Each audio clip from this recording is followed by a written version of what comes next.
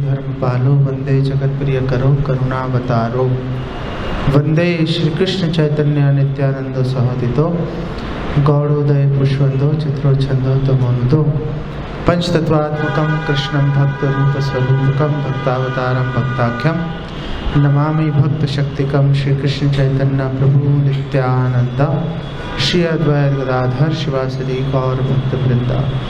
हरे कृष्ण कृष्ण कृष्ण हरे हरे, हरे राम राम राम हरे हरे। तो जैसा आप सबको पता है कि ये कार्तिक मास का पहला दिन है।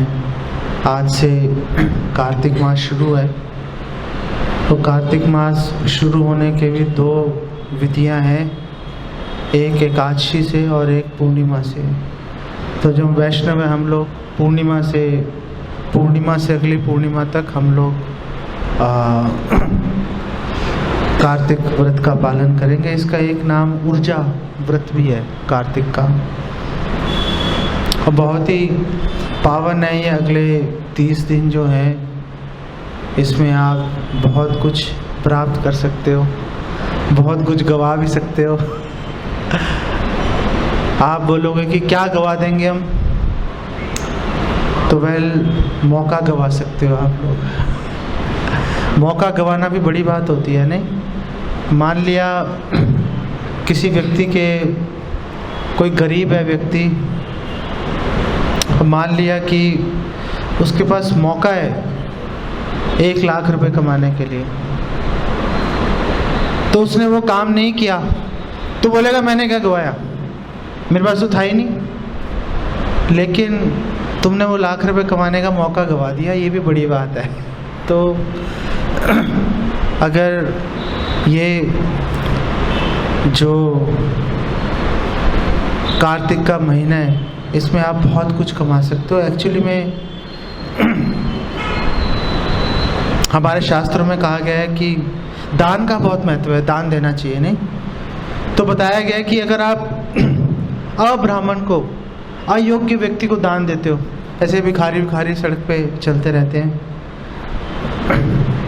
वैसे तो भिखारियों को दान दोगे तो पाप ही लगता है एक्चुअली में। क्यों पाप लगता है? क्योंकि आप उनको पैसे दोगे, वो जाके उसकी बीड़ी सिगरेट शराब पी लेते हैं ज़्यादातर, तो उसका परिणाम आपको झेलना पड़ता है। तो आपने दान भी दिया, पाप भी अपने सिर पे डाल लिया उठा के। लेकिन अगर अब्राह्मण को, जो क्वालिफाइड नहीं है, जो योग्य नहीं है ब्राह्मण, अगर उसको दान दिया तो जितना दान दिया उतना वापस मिल जाएगा। लोग बोलते हैं कि आप धन को ले जा नहीं सकते अपने साथ। एक्चुअली में आप ले जा सकते हो अपने साथ में। अगर आप धन को परलोक ले जाना चाहो तो ले जा सकते, नहीं ले जा सकते, ले जा सकते हैं। तरीका अलग है, उसका तरीका अलग है। सो अगर आपने अपने धन को लेके जाना है अगले जन्मों में, कि अगले जन्मों में मुझे उपलब्ध होना चाहिए, तो दान दो। जो दान दोगे साथ लेके जाओगे। ऐसा नहीं है कि 1 पैसा साथ में नहीं लेके जा सकते, लेके जा सकते हो, तरीका अलग है। देना पड़ेगा, पहले आपको देना पड़ेगा, वो वापस आपको मिल जाएगा। तो अगर अयोग्य ब्राह्मण को दिया तो जितना दिया उतना मिल जाएगा। अगर आधे योग्य ब्राह्मण को दिया, जिससे थोड़े बहुत शास्त्र पढ़े हैं, पारंगत नहीं है, तो आपने जितना दिया उससे डबल आपको मिल जाएगा। आपने 100 दिए, 200 मिल जाएंगे। 1000 दिए, 2000 मिल जाएंगे।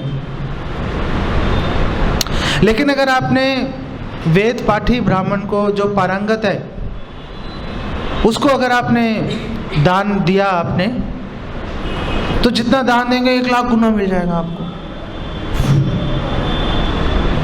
मतलब 1 रुपया दिया 1 लाख रुपया मिल जाएगा। लेकिन अगर किसी वैष्णव को दिया,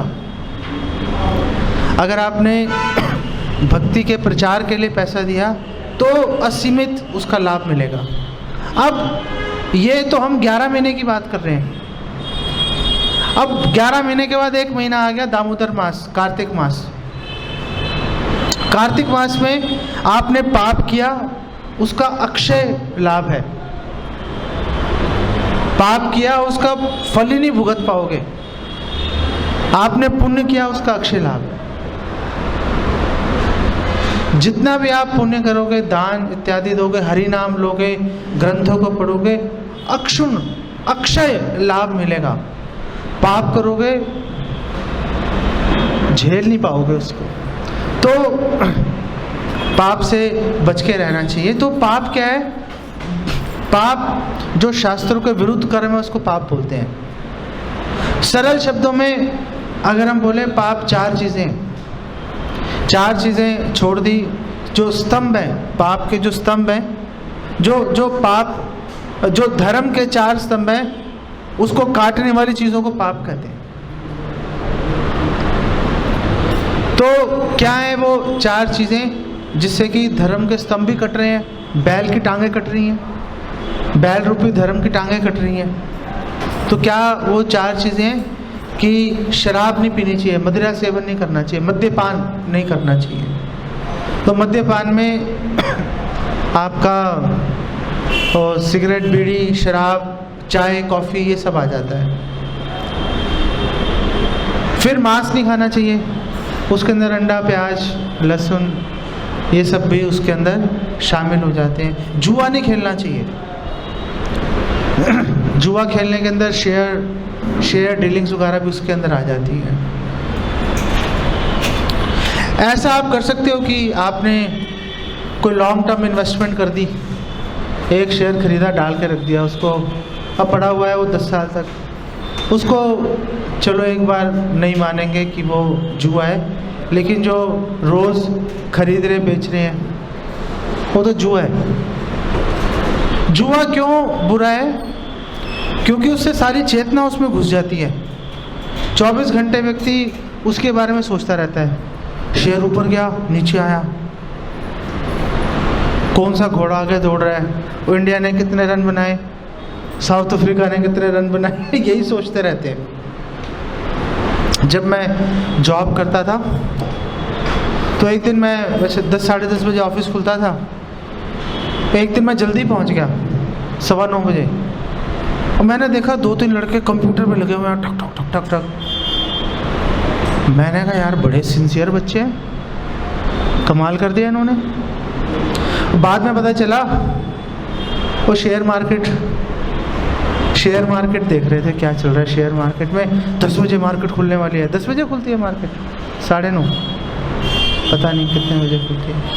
मार्केट खुलने वाली है, फटाफट देख के जो बेचना है बेच दें, जो खरीदना है खरीद ले।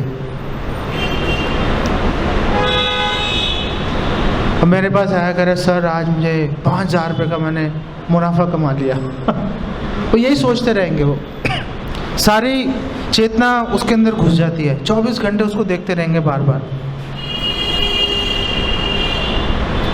पहले तो मोबाइल की फ़ोन पे वेट करते थे, फिर अब मोबाइल आ गए।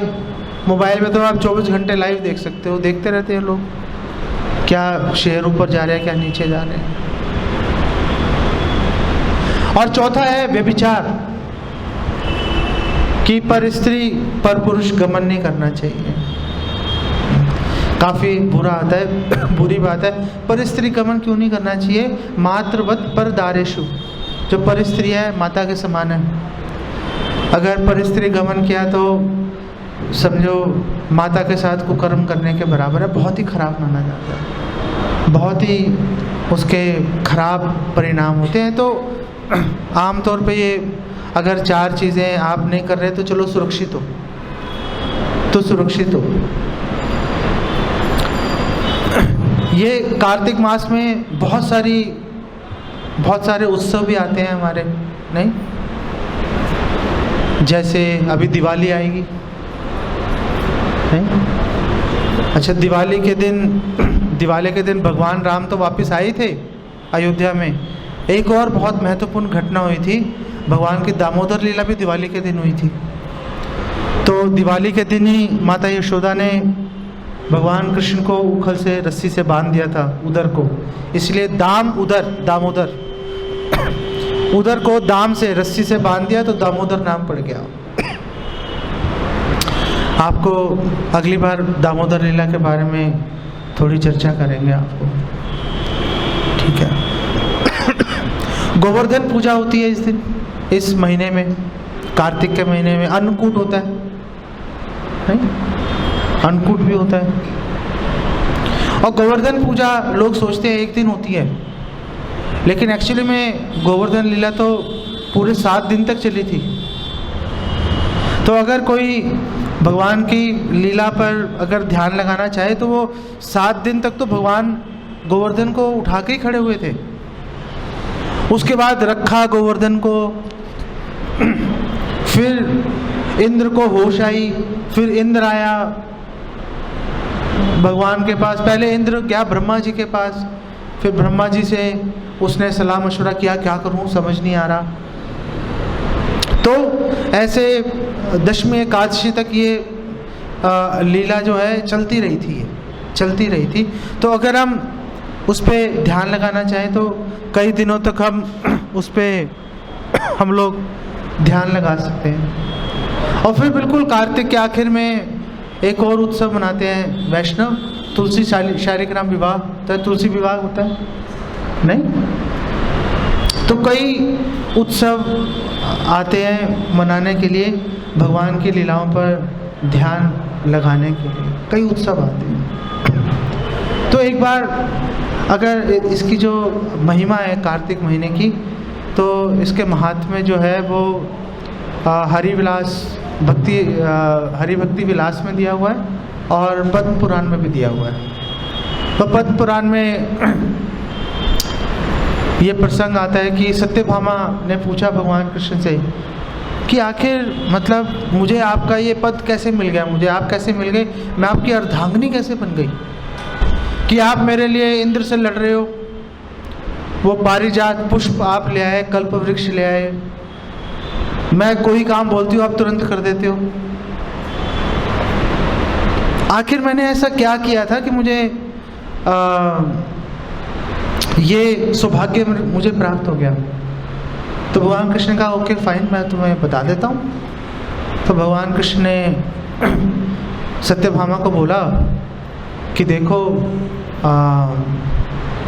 तुम पहले पूर्व जन्म में तुम्हारा नाम था गुणवती और तुम्हारे पिता का नाम था देव शर्मा। तो देव शर्मा बहुत विद्वान ब्राह्मण थे, हमेशा भगवान की भक्ति में लगे रहते थे, एकादशी व्रत का पालन, कार्तिक व्रत का पालन सब करते रहते थे। कोई पुत्र नहीं था उनका कोई पुत्र नहीं था। तो उनका एक शिष्य था चंद्र शर्मा, तो उससे उन्होंने विवाह कर दिया गुणवती का। वो भी भगवान की सेवा में लिप्त रहता था। एक दिन देव शर्मा चंद्र शर्मा दोनों गए वन में यज्ञ के लिए सामग्री लाने के लिए। एक राक्षस आया, दोनों को खा गया। जैसे ही मारा तुरंत भगवान कृष्ण ने कहा तुरंत वहां पर विमान आ गया, पुष्पक विमान, और मेरे सेवक गए उनको लेके वैकुंठ चले गए। तो आप बोल सकते हो कि आखिर एक वैष्णव के साथ इतनी ऐसे एक राक्षस ने कैसे मार दिया एक वैष्णव को। भगवान तो कह रहे हैं नाम है भक्त्या प्रणश्यति, तो फिर राक्षस ने कैसे मार दिया उनको। तो जब भगवान कह रहे हैं नाम है भक्त्या प्रणश्यति, मतलब जो भगवान के भक्त हैं वो कभी भी विपरीत निम्न योनियों में नहीं जाते। हमेशा जहाँ भी रहते हैं भगवान अपनी सुरक्षा में रखते हैं। अगर निम्न योनि में भी जाएंगे, जैसे भरत महाराज चले गए थे हिरण के शरीर में, तो भी भगवान रक्षा करेंगे। तो भी उसको भगवान ने ऐसा अरेंजमेंट कर दिया कि भक्तों के वैष्णव के संग में रहे, हिरण के रूप में भी नहीं। न मैं भक्त्या प्रणश्यति, भगवान आत्मा के स्तर पे बात करते हैं, शरीर के स्तर पे बात नहीं करते। आत्मा के स्तर पे भगवान रक्षा करते हैं। भगवान ये एंश्योर करते हैं, भगवान इस बात को निश्चित कर लेते हैं कि ये जो भक्त है जिसने एक बार मेरी तरफ कदम बढ़ा दिया, अब ये बढ़ाता रहे कदम। अगर वो डगमगाएंगे जैसे आप लोग डगमगाओगे, तो भी भगवान कोई ना कोई तरीका लगा के वापस आपको उस मार्ग पर ले आएंगे।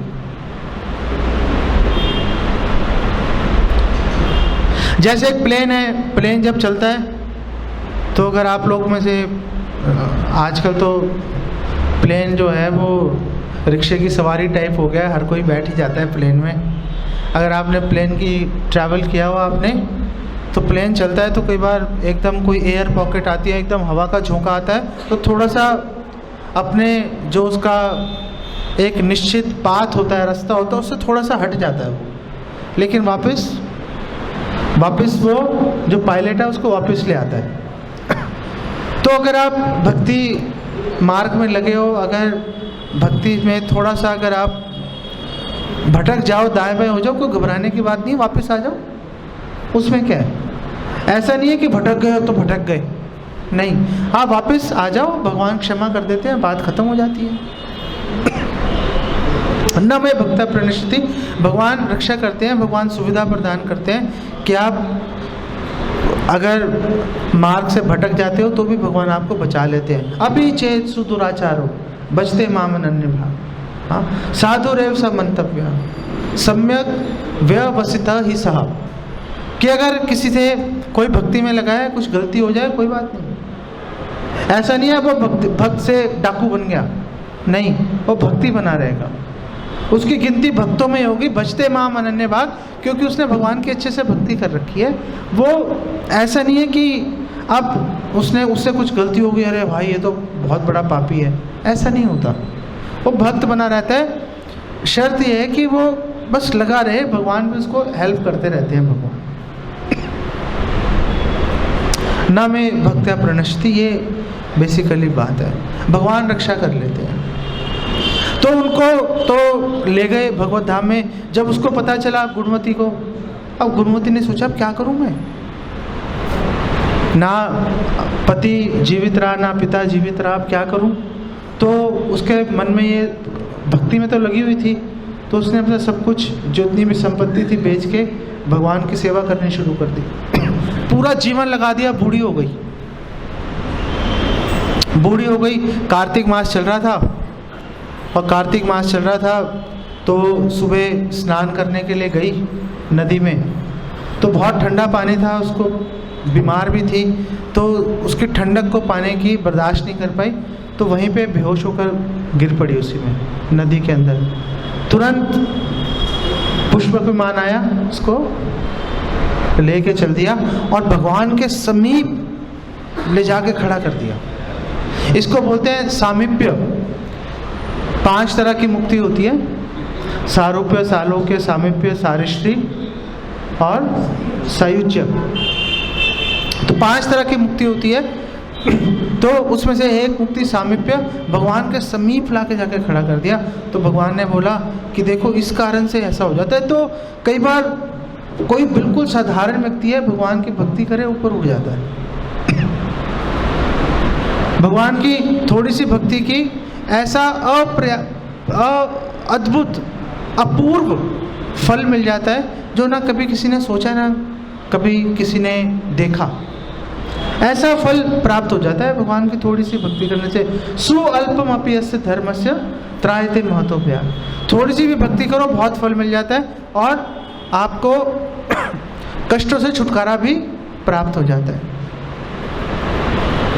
तो सत्यभामा ने बात सुनी, संतुष्ट हो गई। तो बात यहाँ पर हरि भक्ति विलास में सनातन गोस्वामी चर्चा कर रहे हैं कि कार्तिक के महीने में क्या क्या काम करने चाहिए। तो वैसे तो भक्ति के 64 अंग हैं, 64 अंग भक्ति के, उनका पालन करना चाहिए। लेकिन सनातन गोस्वामी कह रहे हैं कि कार्तिक में जो है 5 चीज़ें बहुत प्रमुख हैं। 5 चीज़ें करने से बहुत लाभ मिलता है। पहली बात है रात्रि जागरण। रात को जागो और रात को जाग के हरि नाम लेते रहो, भगवान का नाम निरंतर जप करते रहो। और दूसरी बात उन्होंने बोली कि सुबह ब्रह्म मुहूर्त में आप स्नान करो। अगर संभव हो ठंडे पानी से नहाओ, अगर तबीयत आपकी नहीं मान रही, अगर शरीर आपको कष्ट होगा तो चलो थोड़ा सा गर्म कर लो पानी। वैसे ठंडे पानी से नहाना चाहिए, ठंडे पानी से नहाओ और फिर भगवान की आरती करो। आप अपने घर में कर सकते हो, घर में करो, नहीं तो इस्कॉन के मंदिर है, रोज़ सुबह 4:30 बजे आरती होती है, वहाँ पे आप जा सकते हो। स्नान करके अपने शरीर में 12 तिलक लगाओ, नहीं, ललाटे केशवम ध्यान, अपने पूरे शरीर पर 12 तिलक लगाओ। मंदिर बना दो इसको, बेसिकली शरीर को। मंदिर बनाओगे तो असुर नहीं घुसेगा, अगर नहीं बनाओगे तो असुर घुस जाएंगे। अगर हमने मंदिर बना लिया तो ठीक है। आप बोलोगे मुझे, हमें तो ऑफिस जाना होता है, हमें तो काम धंधे पे जाना होता है, हम कैसे लगाएं? अरे चलो 11 तो लगाओ। जो 12वां है, जो माथे पे तिलक है, जो सबको दिखाई दे रहा है, चलो पानी से लगा लेना, हल्का लगा लेना, अपने आप धीरे धीरे दिखाई नहीं देगा। तो 12 तिलक लगाओ, भगवान की आरती में सम्मिलित हो जाओ।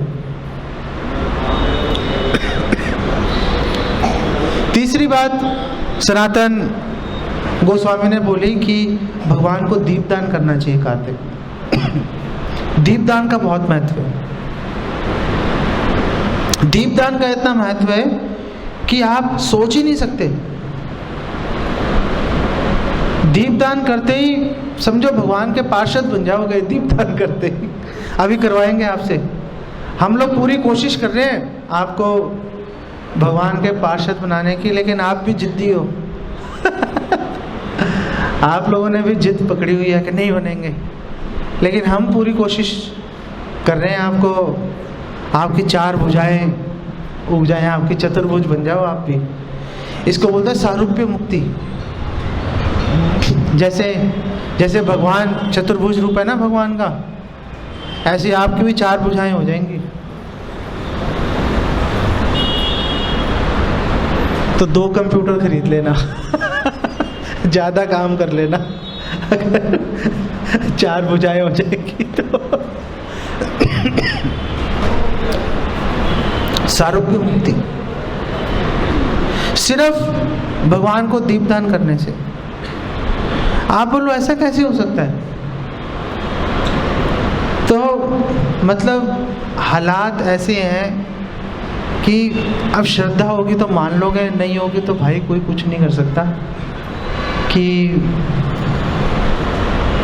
एक चूहा था, चूहा है ना, रैट माउस, वो मंदिर में रहता, जैसे मंदिर है ना, रहता था वहाँ पे मजे से।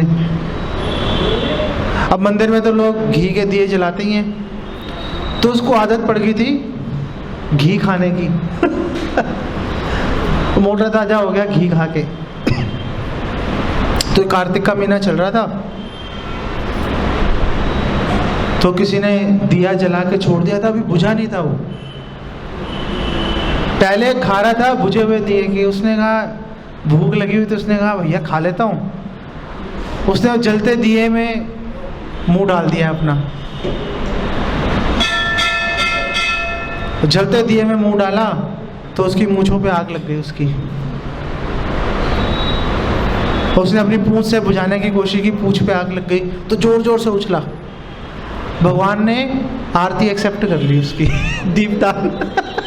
भगवान ने कहा दीपदान कर दिया इसने, अगला जन्म मनुष्य का मिल गया, भक्तों का संग मिल गया,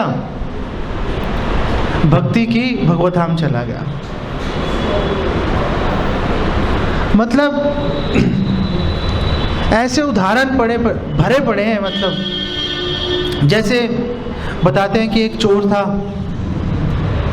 पूरे जो हमने अभी आपको 4 काम बताए ना कि नहीं करने चाहिए, वो चारों कर रहा था।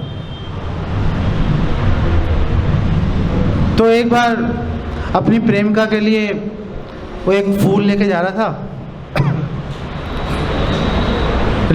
था, बड़ी तेजी से दौड़ रहा था, एकदम ठोकर लगी, धड़ाम से नीचे गिरा मुंह के बल। हरे हाय राम बोल दिया उसने, हाय राम, और वो फूल नीचे गिर गए। भगवान ने एक्सेप्ट कर लिया कि चल मुझे चढ़ाए हैं इसने। सड़क पे गिरा जाके धड़ाम से।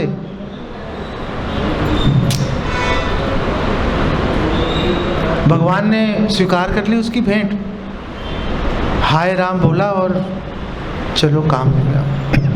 एक्चुअली चैतन्य महाप्रभु से बात कर रहे, चैतन्य महाप्रभु बात कर रहे थे हरिदास ठाकुर से। तो चैतन्य महाप्रभु ने कहा चलो जो सनातन धर्म का पालन कर रहे हैं उनका तो चलो कल्याण हो जाएगा, किसी ना किसी तरह से विष्णु का नाम तो ले ही लेते हैं, वो विष्णु का नाम ले ही लेते हैं, लेकिन ये मुसलमानों का कैसे होगा कल्याण। तो हरिदास ठाकुर ने बोला आप चिंता मत करो, मुसलमानों की भी आपकी दया से कल्याण हो ही जाएगा। अगर किसी मुसलमान ने मरते समय हराम बोल दिया, हराम बोलते ना, अगर हराम बोल दिया तो भगवान उसमें से भी राम ले लेंगे। चल राम बोल दिया भैया, उसी से कल्याण हो जाएगा, भगवान एक्सेप्ट कर लेते हैं। तो ये चोर था, मर गया, नीचे गिरते ही मरा, और मरा सीधा यमराज के पास पहुंच गया। यमराज ने कहा भाई 2 ऑप्शन है तेरे पास, थोड़ा सा टाइम 5 मिनट का तेरे पास में टाइम है, स्वर्ग लोक में इंद्र के बगीचे में नंदन कानन में बिताने का, और उसके बाद बड़ा लंबा टाइम है तेरे को नरक में झेलना पड़ेगा तेरे को, बोल क्या करना है। उसने कहा भाई 5 मिनट पहले स्वर्ग का ही चक्कर लगा लेता हूँ। लेकिन उसने कहा मैंने आज तक किया तो कुछ नहीं, तो फिर ऐसा कैसे हो गया कि मतलब मुझे स्वर्ग लोक जाने का अवसर प्राप्त हो गया।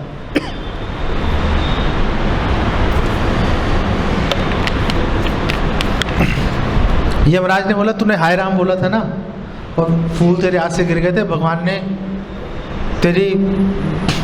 ने एक्सेप्ट कर लिया कि तूने भगवान को फूल चढ़ाए हैं, इसका फल है तेरे को। आँख पलक झपकी पहुंच गया इंद्र के बाग में। पहुंचते ही 5 मिनट का टाइम था, पहुंचते ही पूरे बाग उजाड़ना शुरू कर दिया उसने। सारे फूल फल सब तोड़ना शुरू कर दिए। इंद्र ने कहा क्या कर रहा है? कह रहा है भाई 5 मिनट रुक जा, 5 मिनट के बाद बात करेंगे। 5 मिनट में पूरा बाग उजाड़ के उठा के भगवान को अर्पित कर दिया। 5 मिनट में जितना तोड़ सकता था इंद्र के बगीचे में से फल फूल सब तोड़ के भगवान पे अर्पण कर दिए। अब 5 मिनट खत्म हुए, कोई आया नहीं ले जाने के लिए। वो सोच रहा था भी यमदूत आएंगे ले जाने के लिए, लेकिन एक पुष्पमान आया, उसको बिठा के भगवान के धाम ले गया। तो बड़ी सिंपल काम करने से बहुत ज़्यादा फल मिल जाता है।